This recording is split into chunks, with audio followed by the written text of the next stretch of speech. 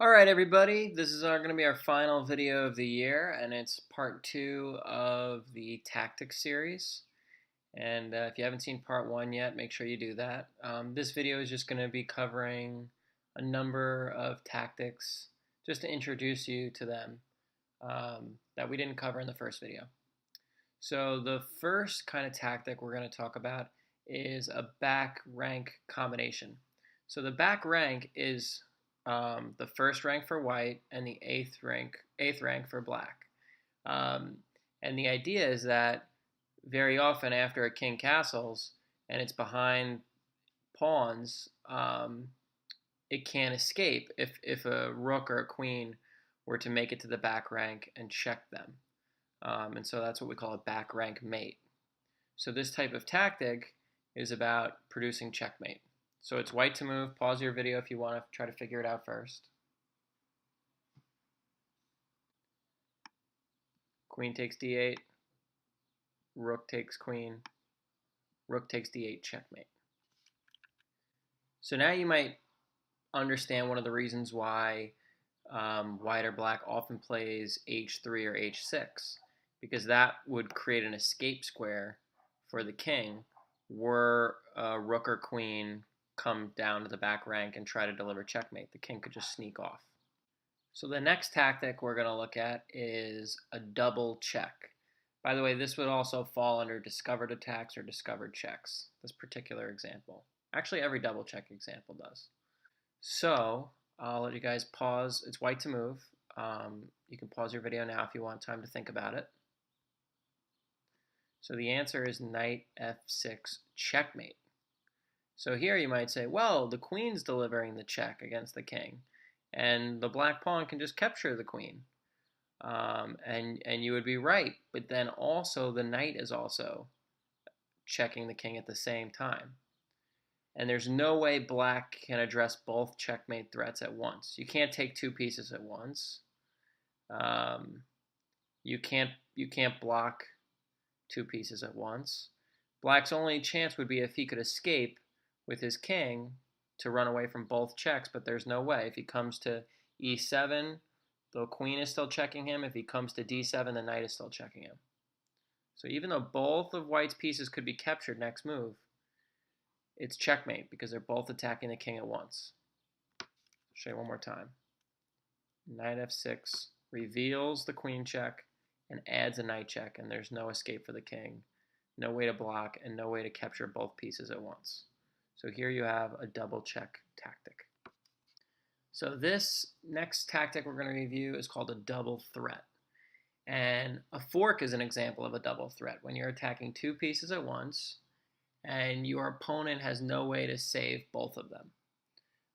This is similar, except instead of attacking two pieces at once, you're creating two threats. One might be attacking a piece, but the other one would be something different. So it's white to move. You guys can have, pause your video now if you want a chance to think about it.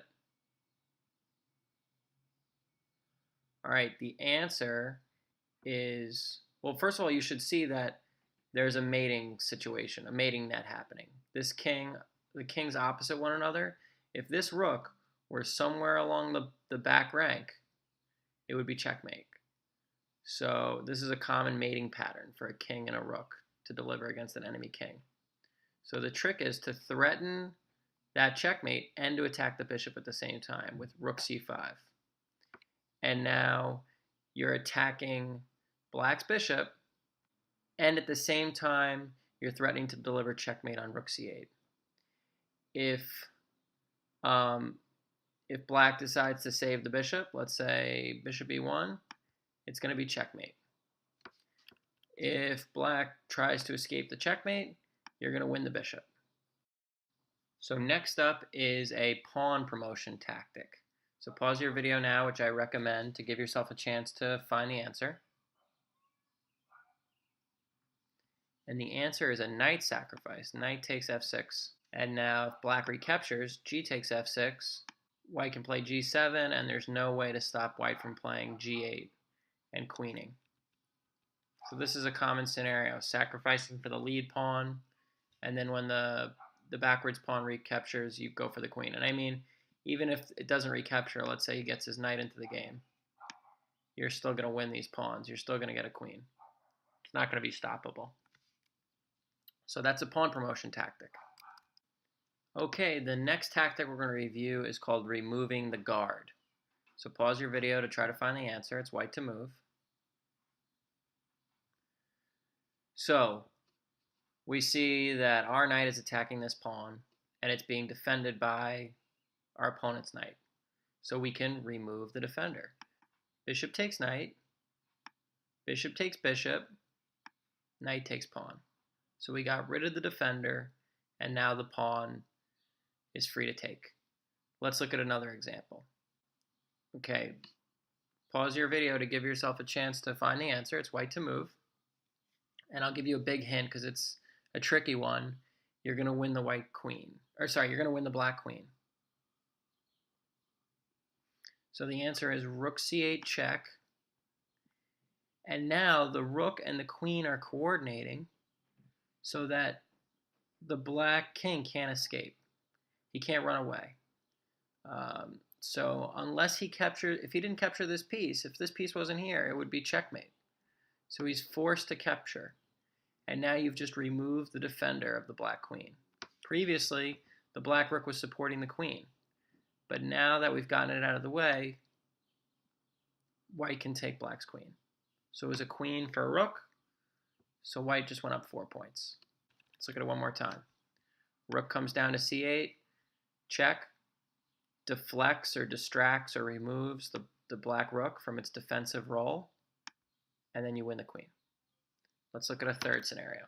Okay, here, pause your video, it's white to move. Here you win the rook.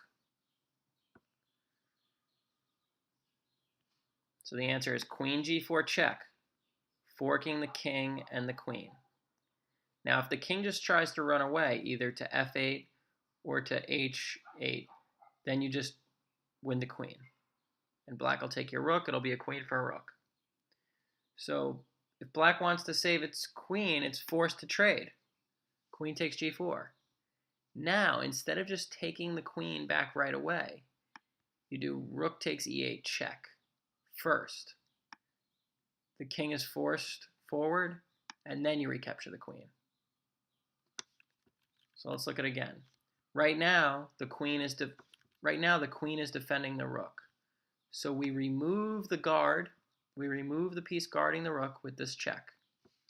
Force the trade of queens, and then we take the rook.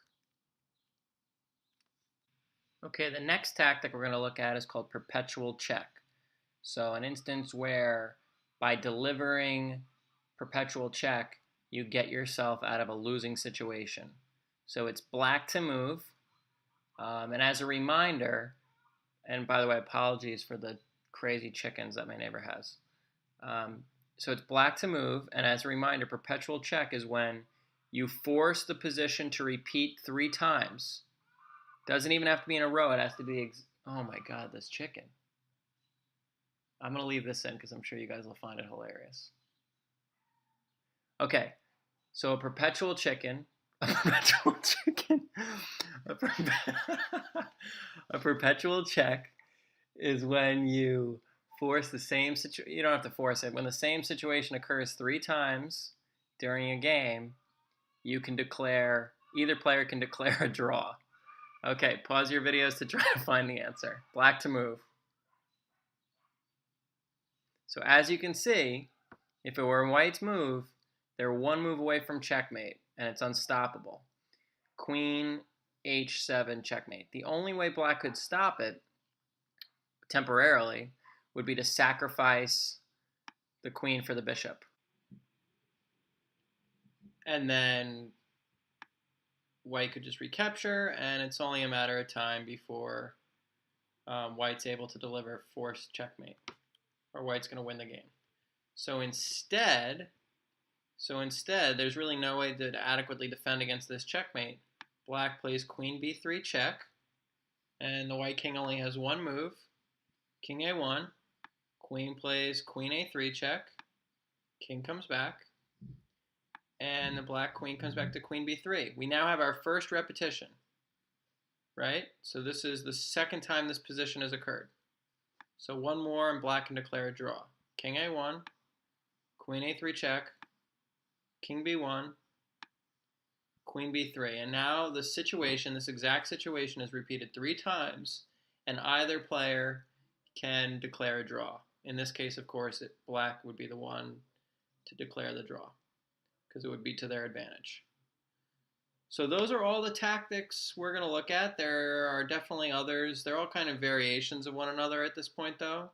I just wanted to introduce you to this idea of different tactical themes, and hopefully you guys can start paying attention to them in your games and looking for these types of opportunities. Pattern recognition becomes really, really key, and there's ways to get better at that. One way is, of course, just regular puzzles, which you guys can do on chesskid.com. And I'll also put up some book recommendations on my website. All right, guys. Have a great summer.